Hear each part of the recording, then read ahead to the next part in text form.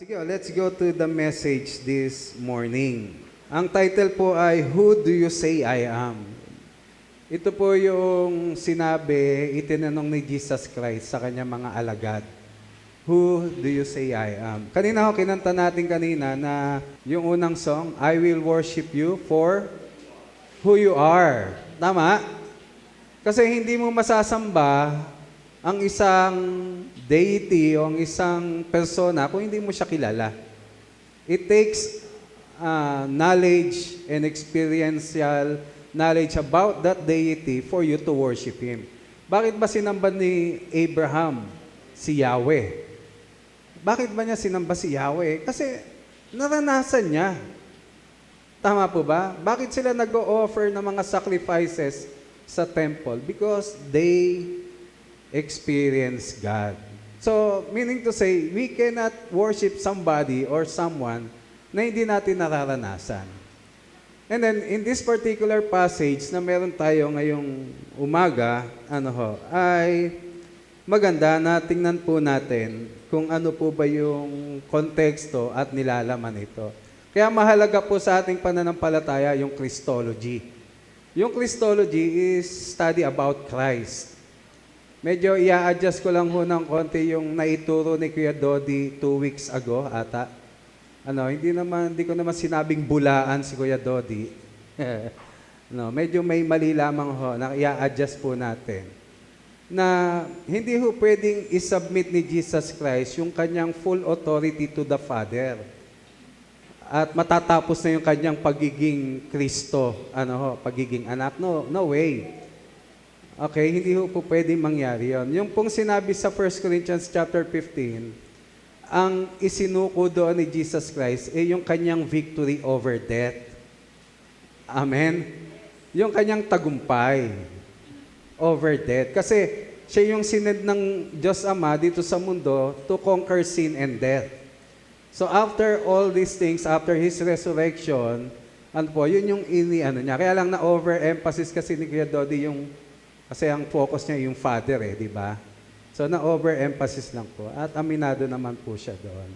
So yung mga ganitong bagay, we need to understand this and we need to dig deeper kung ano ba yung sinasabi ng Biblia tungkol una kay Kristo.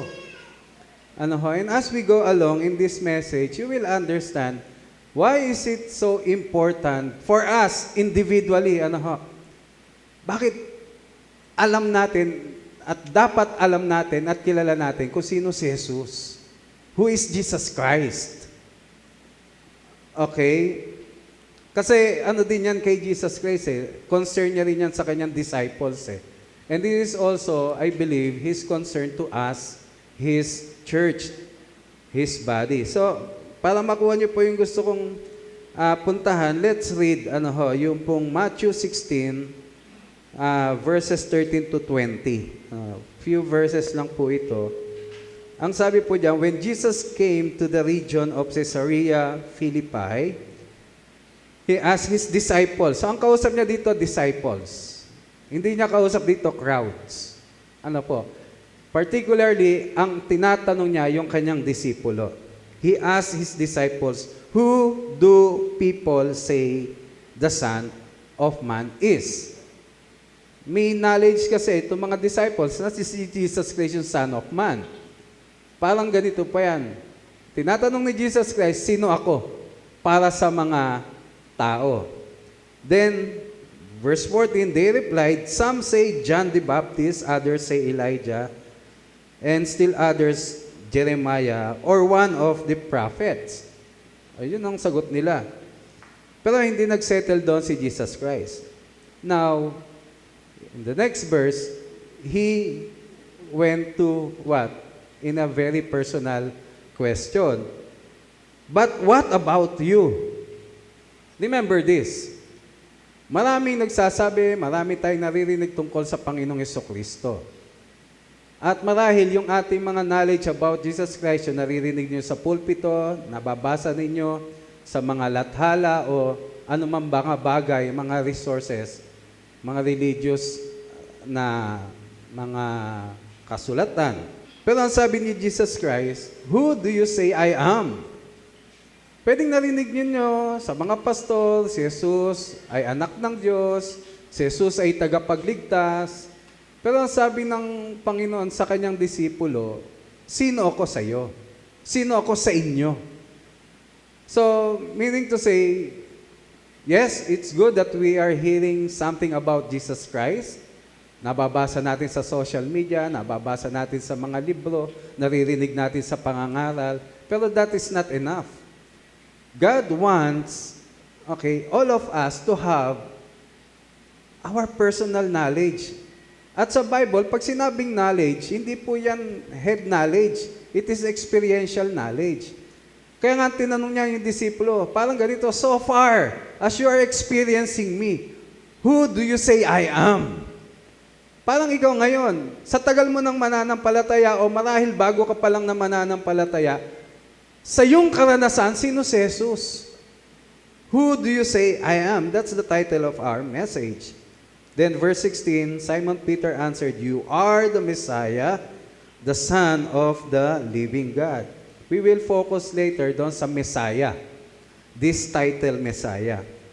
Then 17, Jesus replied, blessed are you, Simon, son of Jonah, for this was not revealed to you by the flesh and blood. Ibig sabihin, it is not revealed to you by man.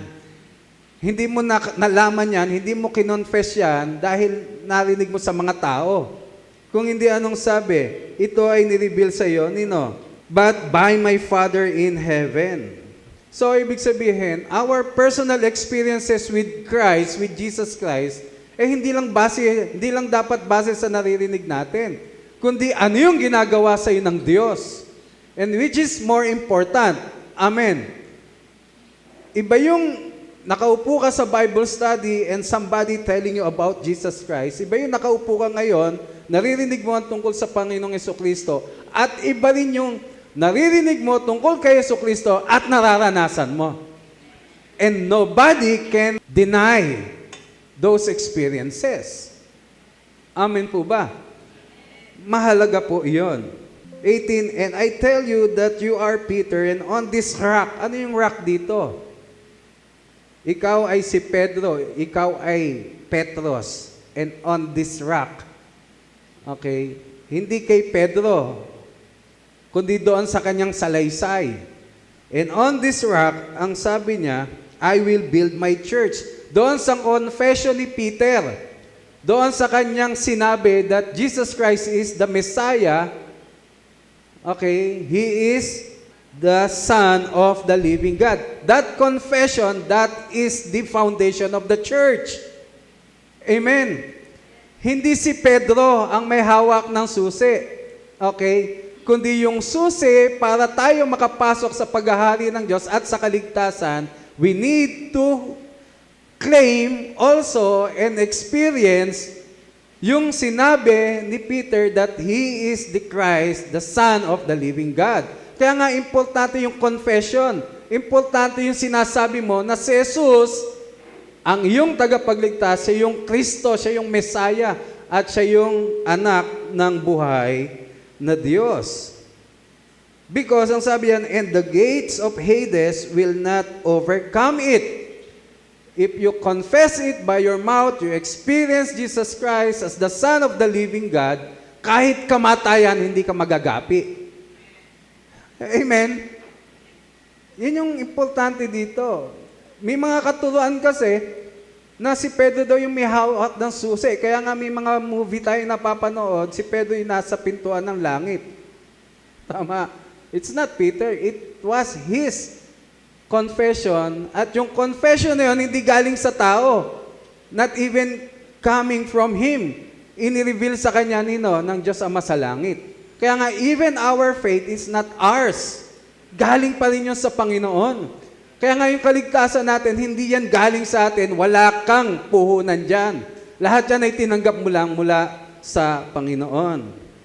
Kaya nga sabi niya, I will give you the keys of the kingdom of heaven. Whatever you bind on earth will be bound in heaven, and whatever you loose on earth will be loosed in heaven. Ano yung keys? This is authority. Ito'y kapamahalaan. When you have that confession, you have this Christ in your heart, you have the authority. Kaya nga kahit sa ating pananalangin, we use the name of Jesus Christ. Kapag nagpapalayas ng demonyo, we use the power of the name of Jesus Christ. And the angel sings. Ang sabi, di ba? Holy. Ang sabi sa inawit natin kanina. Dahil siya lang yung makapangyarihan sa lahat. Kaya nga, we worship doon sa level ng ating worship, kapareho din yan ng level ng pagkakilala mo sa Panginoon. You can never be having a deeper worship kung shallow ang understanding mo about Jesus Christ. Amen? Kung deep ang pagkakilala mo sa Panginoon, magiging deep din ang iyong worship. Now, naiintindihan ninyo. Bakit maraming mga mananampalataya, pagdating sa ganitong gathering, parang baliwala lang sa kanila? It is an expression or reflection that they do not have a deep understanding about Christ. Kaya nga, kung ikaw, deeper ang understanding mo at pagkakilala mo kay Jesus Christ, when I say understanding and knowledge about Christ, it's all about experiences with Christ. Amen? Kung marami kang karanasan sa Panginoon, sa buhay mo, personal, kasunod noon, malalim din ang pagsamba mo. Hallelujah. That's why, di ba, sina Paul and Silas, kahit nakagapos na sila, they still sing to the Lord Jesus Christ. Di ba? They sang hymns. They still worship. Ganon kasi hindi understanding and level ng kanilang experiences sa Panginoon. At pwede mong gawin yon. Kahit ikaw ay nagagapos ng problema, nagagapos ng mga pangangailangan, kung deep ang pagkakilala mo sa Panginoon at karanasan mo sa Kanya, magiging deep din ang pagsamba mo. Magiging deep din ang iyong paglilingkod. Naiintindihan nyo na, bakit marami ang mabilis umayaw sa paglilingkod? Marami ang hindi consistent sa kanilang commitment sa paglilingkod. Reflection yon kung gaano nila nararanasan ng Panginoon. Baka on and off din sila sa kanilang personal na paglakad sa Panginoon. In verse 20, then he ordered his disciples not to tell anyone that he was the Messiah. Why? Kasi hindi pa napapanahon. Amen? Pero after His death and resurrection, before ascending to heaven, sinabi niya sa disciple, iproklaman niyo na ako. Amen. Then He gave them the Holy Spirit. He gave the church, tayo, the power of the Holy Spirit to proclaim Jesus Christ. Okay, let's go back sa sinasabi ko. At sa tanong ni Jesus Christ, who do you say I am? Who is Jesus Christ to you? Sino ba si Jesus para sa iyo? Sino ba siya? Ako po ay masaya dahil nag-attend po ng turning point yung anak ko eh. At matagal ko nang tinatanong yan, born again ka na ba talaga? Hallelujah. With confidence, he experienced Jesus Christ doon sa turning point. At sabi niya, born again na siya. Hindi yung seminar, hindi yung training, it is the Word. Ang maganda lamang, may mga ganong venue na wala kang tatanggapin, kundi salita ng Diyos, kapahayagan ng Diyos. Hindi katulad sa mga settings natin in everyday living, portion lang ng scriptures, minsan nga wala pa tayong scriptures, paano natin makikilala ang Panginoon? Who is Jesus Christ to you? Paano mo sasagutin ito? Sino ba si Jesus para sa iyo? Hindi yung idea mo tungkol sa mga naririnig mo, sinasabi ng mga tao, napapanood mo sa social media. Minsan nga, alam mo na kung sino si Jesus Cristo, may marinig ka lamang na mga bagay tungkol sa ibang Jesus eh. Bumabaluktot na rin yung iyong paninindigan eh. Who is Jesus Christ to you? Sa palagay mo ba, sapat na ang pagkakilala natin sa Kanya? O sapat na ang iyong pagkakilala ngayon kay Jesus para masabi mong may katiyakan ka na ng kaligtasan? Enough ba yung understanding, knowledge mo about Jesus Christ? At enough na ba yung understanding mo about Christ para magkaroon ka ng paglago sa iyong pananampalataya? Always remember this. Kakambalagi yan. Nung karanasan mo sa Panginoong Jesucristo, paglalim mo sa Kanyang mga salita, Kakambal niyan yung uri ng paglilingkod, uri ng pagsamba, uri ng pagtatalaga na iniaalay mo sa Kanya. Kaya nga kung ang paghahandog, pagtatalaga, shallow, babalik ka doon, sino ba si Jesus sa akin? Buti nga, dumami-dami tayo ngayon eh. Sabi ko kanina, mukhang konti mananambahan. Maulan eh. Amen? Kung natatalo ka ng ulan at nahadlangan noon ang paglilingkod mo sa Panginoon, baka ang pagkakilala mo sa Panginoon hanggang ulan lang. Naintindihan niyo ako? Yung leveling at sukatan. Alam niyo, may mga napuntahan po kami mission, bumababa sila mula kabundukan, 2-3 hours na paglalakad para makasapit lang doon sa kanilang simbahan at makapagsamba. Walking yun. Ang sabi nila, okay pa yung pababa kasi madali. Ang mahirap yung pauwi, paakyat. Pero they don't care. Why? Bakit may mga ganitong commitment ang tao? Bakit may mga pastor halos wala nang makain? Pero they still, yung isang pastor na nasa group ko, this TP, anong share niya sa akin? May pagkakataon, pastor, wala na kaming maiulam. Wala talagang pagkain. Ang hapunan namin, panalangin. Pero bakit nagpapatuloy? Ngayon, ikumpara mo yung sarili mo at tingnan mo kung anong pagkakilala mo sa Panginoon. Kasi may lundo yun eh, may value yun eh. Kaya nga sabi ni Jesus sa mga disciples, now you are seeing me performing miracles, proclaiming the gospel of the kingdom. Who do you say I am? Sino ako para sa iyo o sa inyo?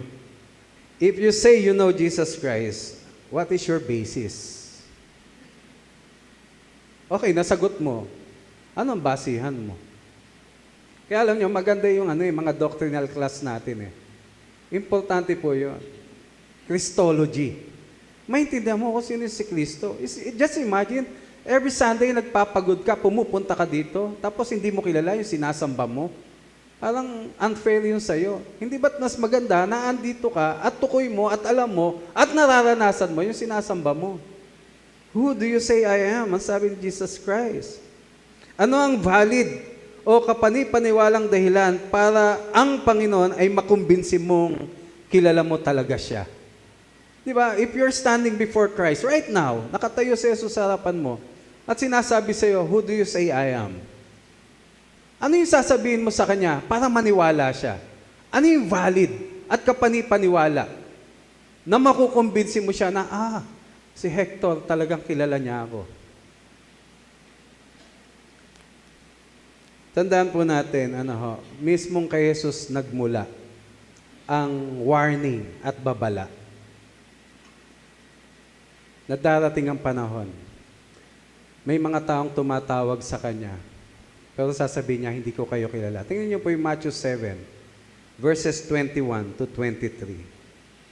Okay, let's go to that verse. It was Jesus Christ giving warning to the people. Not everyone who says to me, Lord, Lord, will enter the kingdom of heaven, but only the one who does the will of my Father who is in heaven. Many will say to me on that day, Lord, Lord, did we not prophesy in your name and in your name drive out demons? And in your name perform miracles? Tingnan niyo ang sabi ni Jesus sa kanila. Then I will tell them plainly, very straight, payak, walang paligoy-ligoy, diretsahan. Ang sabi naman, I will tell them plainly, I never knew you. At hindi doon natapos, away from me, you evil doers. Warning ito. Mga kapatid, ayoko pong dumating tayo sa punto na i-deny tayo ng Panginoong Yesus kasi hindi niya tayo kilala. Mabigat nga yung kanilang mga reason eh. Lord, nag-prophesy kami in your name. Nangaral kami, nag-preach kami. In your name. Nagpalayas kami ng mga demonyo. Mga spectacular ito eh. Nagpagaling kami ng mga may sakit. Alam niyo, yan ang hinahabol ng mga tao ngayon. Mga miracles eh. Mga spectacular na presentation. Sabi ni Jesus, ay, umalis kayo, hindi ko kayo. Ang sabi niya, I never knew you. Kailanman hindi ko kayo kilala. Hindi yung, teka, sino nga ba kayo? Hindi ganun eh. Teka, nasa lubong na ba kita? Hindi yan, sabi niya, kailanman hindi ko kayo kilala. Umalis kayo, sabi niya.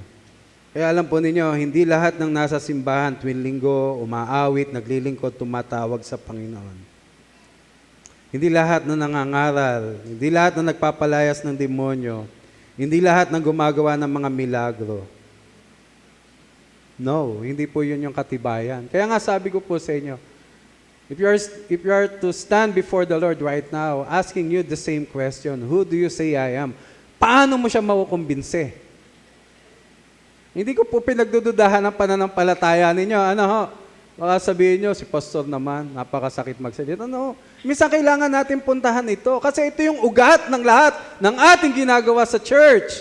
Ito yung ugat ng lahat ng ating paglilingkod. Ito yung ugat ng ating destinasyon. Ito rin yung ugat para ma-evaluate natin ang ating sarili. Dito mo rin makikita, bakit kinakailangan mo magpursige sa kabanalan? Bakit kinakailangan magpursige sa pagkilala sa Panginoon? Bakit kinakailangan mo seryosohin ang kanyang mga salita? Nag-a-agree po ba kayo? Ito kasi yung ugat eh. Di ba? Parang unfair naman sa akin. Gawa ako ng gawa. Pagdating ko sa harapan ng Panginoon, sabi ng Panginoon, hindi kita kilala. Ibig sabihin, something was wrong. Doon sa mga lumalapit sa Panginoon, merong importanteng bagay na hindi nila nakita, hindi nila naranasan. At ang sabi ng Panginoon, sino daw yung makakapasok? But only the one who does the will of my Father who is in heaven. Ang tanong, what is the will of the Father? Ano nga ba ang kalooban ng Ama? Ang tanong ko, ginagawa mo ba ang kalooban ng Ama? Unang tanong, ano nga ba kalooban ng Ama? Ikalawa, ginagawa mo. Alam mo, sige, ginagawa mo ba? Tandaan po natin, hindi natin magagawa ang kalooban ng Ama sa kalangitan kung hindi natin personal na kilala kung sino si Jesus. Jesus Christ, ang sabi po sa Hebrews 1, is the complete manifestation of God Himself. Kaya nga, sa pamamagitan ni Jesus, no other name, ang sabi, but the name of Jesus, para maligtas ang isang tao. Pangalan lang ni Jesus. Kaya nga, babalik pa rin tayo doon sa tanong, who do you say I am? Kaya nga matapos niyang tanungin ang mga alagad tungkol sa kung ano sinasabi ng tao sa kanya, ibinaling niya ito sa kanyang mga alagad. Sa Panginoong Yesus kasi, ganon kaimportante hindi ganon kaimportante ang sinasabi ng ibang tao. Okay? Tungkol sa kanya. Mas importante sa kanya kung ano ang pagkakilala natin personal sa kanya. Amen? Alam nyo ngayon, daming lathala eh. Pumunta ka sa social media, ang dami makikita, nagsasabi tungkol sa Panginoon Jesucristo. Oo nga, wala na akong dalang Bible eh. Nasa tablet ko na lang yung Bible eh. Ibig sabihin, the access is everything. Everywhere. Amen po ba? Kung kayo ay nagbubukas ng social media ninyo, mga platform na yan, everyday may pumapasok na Word of God eh. Tama po ba? Pero would you think enough yung mga bagay na yon? Kaya nga importante sa Panginoon yung ating personal na pagkakilala sa Kanya. Kaya nga in chapter 16 verse 15, ang tanong niya, what about you? What about you? O nga naman, para sa atin individually, sino ang Panginoon para sa atin? In verse 16, wow, ang ganda na sagot ni Peter. You are the Messiah, the Son of the living God. What is Messiah? Yun. Ano ba yung Messiah? Sa ibang salin, you are the Christ. O ano yung Christ? Messiah, sa Hebrew, Mashiach. Then sa English, Christ. Sa Pilipino, Kristo. Kaya lang sa Pilipinas, ang daming Kristo. May Kristo sa sabungan eh.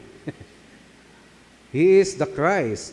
Sa Old Testament, by the way, ang meaning kasi ng Mashiach, Messiah, Christ, Kristo, okay, anointed one. Pinahira ng langis. Ibig sabihin, pinili. Amen. Alam niyo yung ayos, anointed youth yan eh. So itong mga kabataan natin, pinili ng Diyos yan. Pinahira ng langis. Amen. Amen ba? Sa Bible, pag sinabing Messiah, Christ, anointed one. Pinahiran ng langis. Pinili ng Panginoon. At sa Old Testament, tatlo yung pinapahira ng langis. At sila yung kasangkapan ng Panginoon, supposed to be to restore the people back to Himself. Kaya nga, pinapahira ng langis yung mga saserdote, mga priests. Pinapahira ng langis yung mga prophets. Pinapahira ng langis yung mga hari. Pinahiran sila ng langis for the purpose of what? Getting the people of God, okay, back to that wonderful relationship sa Diyos na tumawag sa kanila. Sa Diyos na mayroong covenant sa kanila. Kaya nga nagsesend siya ng prophet. Kaya nga sa ceremonial at saka sa kalang worship life, nandoon yung mga saserdote, mga priests, to what? Perform the priestly duties. Kaya mayroong king, pinahira ng langis, so that politically, maging victorious sila, at makita ng ibang bansa, na doon sa paghahari nila, mayroong tunay na hari, at yun si Yahweh. So pinapahiran sila ng langis. May mga ceremony po dyan. Kaya nga si David, pinahiran ng langis nino. Ni Samuel, ganon din si Solomon, and the other kings. Ganon din si Aaron, pinahiran langis para maging saserdote. Ganon din yung mga prophets, like Jeremiah, Ezekiel. Tinawag sila ng Panginoon at mayroon silang special touch of anointing. Kasi inilagay sila ng Panginoon doon. Kaya nga for David, this anointed one, katulad ni King Saul, hindi niya pwedeng salingin. Ang sabi niya, thou shalt not touch the anointed one. Kasi pinili yan ng Panginoon. And touching them is touching God's, what? Calling, at ang kalaban mo ang Panginoon. Amen po ba? So meron silang special role sa community at sa body ng bayan ng Israel. Pero you know what? All these kings, prophets, and priests, they failed to restore the people back to God. Sa mga susunod na Sunday, titingnan natin yung mga priests, titingnan natin yung mga prophets, titingnan natin yung mga kings na yan. All of them failed to bring God's people back to God. Nag-fail sila to restore that relationship. And some of them became so corrupt and idolatrous. Naging corrupt sila. Kaya nga sa panahon ni Jeremiah, may mga prophets na nagpo-prophesy. Pero sabi ng Panginoon, grabe itong mga to. Hindi ko naman inilalagay yung words ko sa kanila, pero kung ano-ano mga sinasabi. Bakit? Kasi sinasabi nila, peace, peace, peace. Ang tunay na mensahe ng Panginoon, katulad kay Jeremiah, hindi, walang kapayapaan. Dadaling ko kayo sa Babylonia kasi ang titigas ng ulo nyo, I need to discipline you. Kayo, anong gusto niyo marinig? Yung maganda sa pandinig o yung nakakasakit ng kalooban pero totoo? Gusto niyo ba yung kasinungalingan pero masarap sa pandinig? O yung masakit sa puso pero totoo? Kaya alam niyo kung minsan, may mga gatherings, may mga lalapit sa iyo, ito ang sinasabi ng Diyos sa iyo. Wala akong narinig na sinabi sa akin ng Panginoon, sinasaway niya ako sa ginagawa ko. Kaya nga, dangerous ito, mga kapatid. Very, very confident pa yung iba. Kasi nagpunta kami sa Thailand, yung gitarista. Pagkatapos ng gawain, siyempre, bless na bless siya. Tinawag ako sa isang tabi. Sabi niya, this is what the Lord says to you. Grabe. Huwag kayong magpapapaniwala sa ganun. Wala akong narinig na lumapit sa akin, sinabi, nire-review ka ng Panginoon. Sentigas ng ulo mo. Lahat ng sinasabi nila maganda sa pandinig. That's why, ano sabi ni Paul kay Timothy, sa huling mga araw, ano ang mga gugustuhin ng tao? Yung masarap sa kanilang tenga.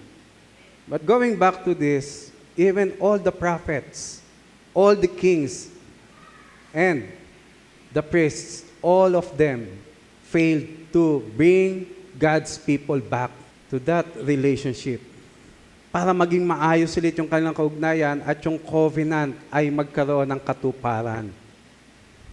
May covenant ang Diyos sa kanila pero hindi nila nararanasan yung blessing ng covenant. Kasi wayward sila because they backslidden. Supposed to be yung mga prophets, yung mga priests, ibinabalik sila sa Panginoon. During the time of Hosea, sabi niya, like prophets, like priests, like people, like priests, ang sabi niya. Pag sinabing like father, like son, anong pinakikita doon? Pag sinabing like father, like son, yung son, like katulad ng ama, yung anak, tama? Pero pag sinabing like people, like priests, yung mga priests, wala nang kaibahan sa mga tao. Hindi na sila namumuhay ng tama. Hindi na nila dinadala ang tao sa Diyos. Maraming mga pastor ganyan. Wala nang distinction. Wala nang kaibahan. Like people, like priests, ang sabi. Ibig sabihin, all these people, all these anointed ones during the Old Testament times failed to accomplish what was laid before them.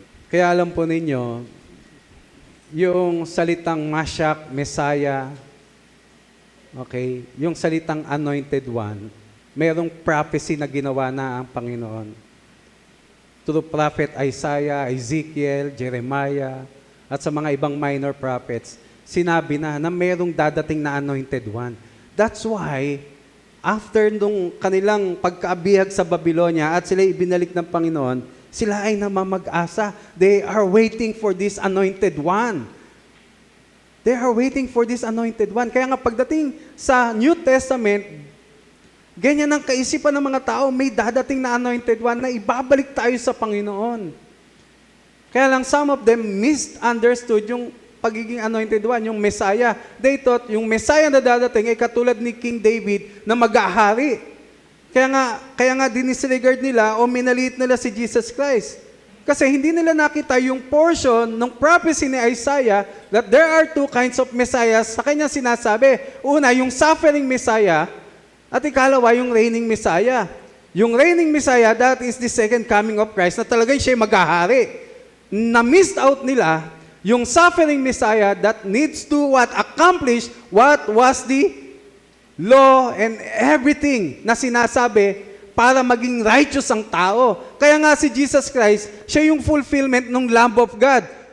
Bakit importante yung Lamb of God sa kanila? Kasi ito yung iniaalay nila para yung kanilang kasalanan mabayaran noong Lamb at maging righteous sila. Si Jesus Christ yung katuparan noon. Kaya nga si Jesus Christ, okay, para sa mga tao, they are looking forward for this anointed one.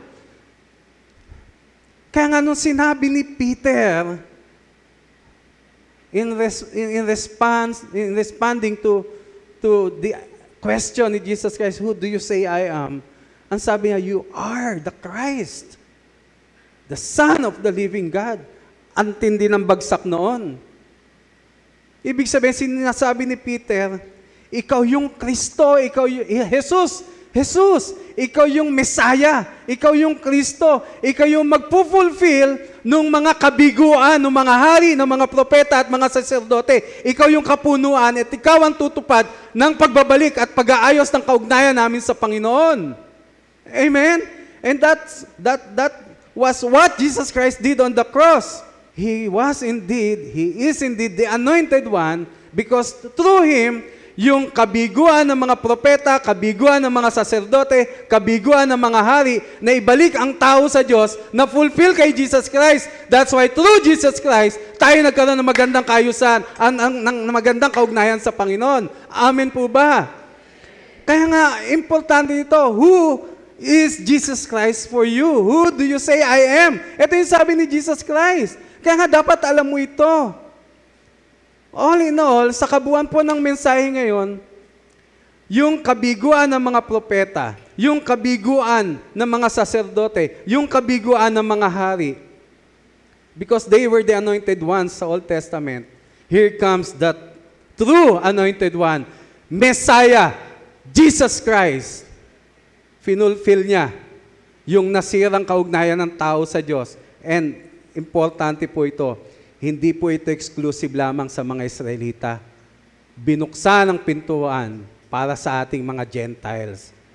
That's why through Jesus Christ, wala ng Hentil, wala ng Hebreo, wala ng barbaro, wala ng mga Malaya, wala ng alipin. Lahat tayo kay Kristo ay iisa. Kaya nga, if you are in Christ, the Anointed One, na-restore ang relasyon natin sa Panginoon. Amen. Napakahalaga po nito, mga kapatid. Napakahalaga po na maintindihan natin kung sino si Jesus Christ. And you know what? Yung ganitong conviction, katulad nung sinabi ni Peter, yung confession ni Peter, that you are the Messiah, you are the Christ, the Son of the living God.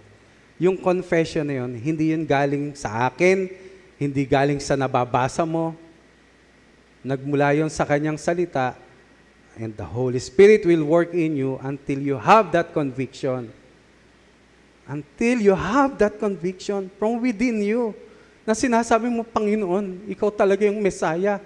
Ikaw talaga yung magbabalik sa akin sa kaugnayan sa Ama. Amen. Kaya minsan, hindi maganda yung susunod ka lang sa panalangin na tinatanggap mo ang Panginoong Jesucristo. Well, importante yung kasi maybe nakikita nung pinapanalangin mo na kailangan niyang tagapagligtas. Pero yung tunay na kaligtasan, dumating sa iyo ang salita ng Diyos, inireveal ito ng Diyos Ama sa iyo sa pamamagitan ng banal na Espiritu at tinanggap mo ang katotohanan na ito. Na katulad ni Pedro, sinasabi mo, Panginoong Hesus, you are the Messiah, the Son of the living God. Na sinasabi mo, nakapaloob doon, yung kabiguan noon, ngayon ay katagumpayan dahil sa iyo natupad ang layunin ng Diyos na ako ibalik sa kanyang kaugnayan. Amen. Ngayon, sa isang aspeto ng pagiging Messiah ni Jesus Christ sa buhay natin, it just really something na gusto kong sabihin sa iyo. Pwedeng bigo ka sa nakaraan, pwedeng nasaktan ka sa nakaraan, o pwedeng naging corrupt sa nakaraan, o pwedeng nalayo sa nakaraan, o pwedeng sa iyong kasalukuyan. Alam niyo ang kapangyarihan ng Messiah? Kaya niyang ayusin lahat yon. Kaya niyang i-restore lahat yon. Kaya ako ikaw pinanghihinaan ang loob. Ikaw ay namumuhay na sa kasalanan. Ikaw ay nalalayo sa Panginoon. Ba't di mo balikan yung Messiah? He is the Anointed One. He is the Christ, the Son of the living God. Amen? Ngayon, tingnan niyo po yung biyaya ng Panginoon. We will end here. So verse 21, ng same chapter, from that time on, Jesus began to, what? Explain kanino? To His disciples. Ano yung in-explain niya? Na kinakailangan niyang pumunta sa Jerusalem, mag-suffer doon, patayin, ilibing, at muling mabuhay. Ano yung pinakikita dito? Pinaliwanag niya.